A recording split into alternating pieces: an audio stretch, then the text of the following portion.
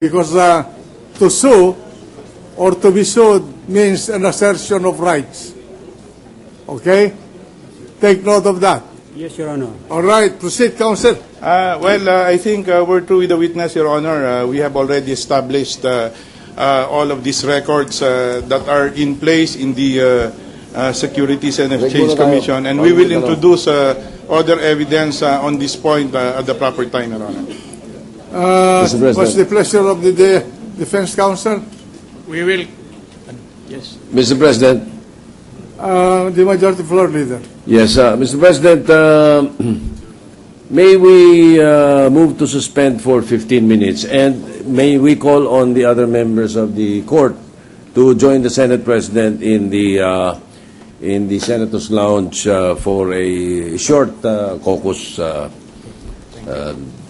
to take up a small detail in the proceedings of the impeachment court before the cross-examination of the defense, Mr. President. I so move. Trial suspended. At sinuspindi po ng 15 minuto ang paglilitis para bigyan daan ang pagmimiting o caucus nitong mga senador tungkol daw ayon kay Senador Tito Soto sa procedural matter dito sa trial. Nakita natin na ang unang pinasok po ay si Benito Cataran. Isa po siyang Director for Corporate Registration and Monitoring Department ng Securities and Exchange Commission, kung saan namuno po si lead prosecutor, si Public Prosecutor Umali sa pagtanong ng mga certificates of registration ng Base Guidote Corporation. Mapapansin sa pag-una pa lang na pagtatanong nitong si Congressman Umali ay tila pinapabilis na ni Senate President Juan Ponce Enrile itong pagtatanong at iniskip na nga niya, ipinaskip na niya dito kay Congressman Umali yung mga katanungan tungkol sa pagkatao at eksperyensya nitong witness sa kanyang trabaho. Subalit makikita natin, meron yata ang mga pag-alang-alang yung ibang mga senator judges dun sa pagtakbo at sa teorya na gustong patunayan ng prosecution dito. Kaya siguro puntahan natin ang ating mga legal experts upang eksplika kung ano ba talaga yung naganap dito. At we're welcoming Attorney Manix Manalo. Welcome to the studio, sir. Siguro simulan natin sa inyo. Attorney Manalo, kanina ay pinagtalunan itong tungkol sa mga termino na marami sa atin, no, lalo na yung mga walang eksperyensya sa negosyo, ang hindi naiintindihan.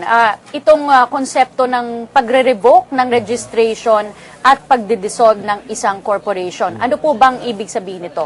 Well, narinig natin kanina, sinabi ni Director Cataran na yung company na Basa Enterprises, ni-revoke nga yung lisensya nito based on non-filing of their GIS and non-filing of the FS, no? So ang sinasabi niya yun yung dahilan kaya ni-revoke yung lisensya. Ang isang issue diyan ngayon yung pag-revoke ba katumbas ba nito yung dissolution. So mamaya siguro. Okay, maraming salamat, Attorney. Puntahan po natin ngayon ang press briefing na nagaganap sa briefing room sa Senate. Natin mga senator judges in terms of existence ng kumpanya. Dahil kung makikita po ninyo, sinasabi ng testigo na as of 2003, revoke na. Ngunit po meron rin silang isang circular na nagpapakita na binigyan lahat ng na-revoke na ang registration na ma-revive ito ng 2010. Makikita nyo po rin ang mga paliwanag ng mga senador, napakaliwanag. Sabi nila, iba yung revocation ng certificate at iba naman yung dissolution. Hindi nangangahulugan na revoke ang certificate ay wala ng kumpanya. Meron nga yung winding up period. Yun po ang pinaliliwanag nila. Ay dadagdag ko rin dun sa notice of revocation mismo na minark ng mga prosecution na exhibit. Meron deadline para mag-file sila ng petition for revival of the corporation. Kaya dito nanggaling yung tanong ni Senador Lacson na kung ito'y sinasabi mo na patay na, yung sinasabi ng testigo, bakit meron pang panahon para i-revive? Kaya hindi nangangahulugan na pagka na-revoke na yung license, na-dissolve na yung corporation. Sir, Judge Sica from DCRJ. I quoted to Senator Pangilinan, yung sinabi niya, this is not an issue on truthfulness on the SAL and on the unexplained inclusion daw. Yung tackle ngayon. Tapos, siguro he cited on the SAL in December 31, 2003, yung cash advance from Basa Guidote of 11 million pesos na hindi naman daw existing, and the 2,000 po salary of CJ Corona, wife Cristina Corona, stated in the salary that Basa Guidote declared the nature of business daw. Any reaction on that? Yun po makita nyo, yung binanggit ng ating Senator Pangilinan, no? Is his observation. Tandaan nyo po na binibigyan sila ng 2 minutes para po magtanong at magsalita ng kanilang mga obserbasyon. Yun po yung ginagalang natin.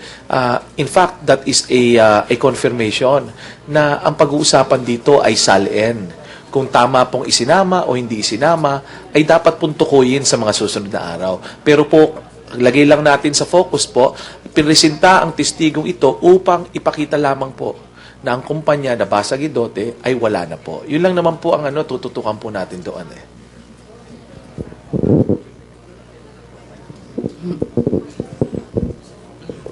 Rex Remitio from Global News Network. So, in simpler terms, ano po ba ang connection ng Basa Guidote franchise status dun sa SALN ni Corona? Yung kaya yan din yung kinaklaro ng mga senator judges kasi parang napakatagal natin pinag-uusapan yung status ng corporation. Mukhang ang gustong ipalabas ng prosecution ay yung pag narinig yung sinabi rin ni Congressman Umali na bakit kung yung pagpapautang daw from Basa Guidote ay talagang lehitimo o talagang napunta doon sa mag-asawang Corona para ideklara nila ito sa SALN. So I think yun yung gusto nilang mapatunayan. Pero base dun sa naging testigo nila ngayon, napatunayan na talagang merong Basa Guidote Enterprises at revoke lang yung license nito. Hindi ito dissolve na korporasyon, kaya hindi rin malayo na meron pa tong karapatan na magpautang. Karagdagan dun sa punto ni Karen na sinabi namin, may kita nyo, gusto rin nilang pakita na kung sila ay nakapangutang noong 2003, maaaring gusto rin nilang tukuyin saan ang pagbabayad napunta. Kung ito ay ikakabit natin doon sa paliwanag ng ating Senator Judge na si Senator Cayetano, na sinabi niya, alam nyo na, this is a close corporation, family corporation. Hindi nangangahulugan na kung na-revoke yung lisensya, hindi nangangahulugan, ibig sabihin, hindi na ito nag-exist para tumanggap ng kabayaran sa mga nautang. At kung tatandaan ninyo, titingnan nyo rin yung circular na pinamarkahan kanina, di ba? Yung sinabi nila, yung mga na-revoke ng 2003 ay pwedeng mag-revive o mag-submit ng revival ng hanggang 2010. Kung titingnan nyo po ito, ano ba yung dahilan ba't nilabas ng SEC?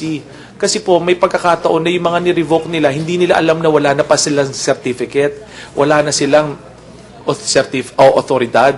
So, maaaring nag-ooperate pa po sila. Kaya binigyan ng period para, siguro naman sa 7 taon, malalaman nyo kung nagkaroon kayo ng revocation. So, yun po yung tingin nating sitwasyon po doon. Attorneys, pwedeng pakiclarify lang kung ano yung connection ni Chief Justice at ng kanyang asawa dun sa sa Basa Guidote. Kasi hindi ata na-establish kanina. Or was it established? Hindi ko lang. No. Ito yung yung mga basa kasi, ito yung sa pamilya ni Mrs. Corona. At syempre, binasa kanina into the record kung sino yung mga incorporators nito, tsaka yung mga stockholders sa mga specific na mga years na binasa yung mga records ng korporasyon. Yung isang punto lang dito, kahit na hindi nakalagay na stockholder si Mrs. Corona, hindi nangangahulugan na hindi siya pwedeng pautangin ng korporasyon. Kasi ang korporasyon, para yung nabibigyan ng katauhan as soon as ma-incorporate. So, pwede itong magpautang, pwede itong mag-conduct ng activities. So, sa amin, syempre, hindi maliwanag na na-establish ng prosecution na porke meron kang BGEI na hindi stockholder si Mrs. Corona na hindi pwedeng umutang dito ang mag-asawang Corona. Clarify lang, ano yung business ng BGI at gano'n nakatagal yung naging involvement ni Mrs. Corona doon sa family-owned corporation? Yung primary purpose na yan ay dapat inilatag ng testigo nila. Kasi ang makikita natin ay kinonsentrate lamang po doon sa mga pangalan ng mga stockholders. At kung inyong titingnan ng mismong articles po, ay parang kung hindi po ako nagkakamali, ay 1961 pa po ito. So tandaan nyo po, pag may mga original incorporators, yung nakikita nyo sa Articles of Incorporation, hindi nangangahulugan po na hindi mapapalitan yon. Dahil isang corporate life ng isang kumpanya ay 50 years. So in between po, yan lang yung original. Ibig sabihin, nung chinarter ito, in-incorporate po ito, yan ang mga pangalang nakalahok doon, nakalagay. Hindi nangangahulugan na hindi po ito mapapalitan dahil mahaba ang buhay ng isang kumpanya. Hindi po ba na-discuss sa inyo ni CJ yung asawa niya? Kung ano talaga yung kumpanya at anong klaseng involvement nila dun sa kumpanya?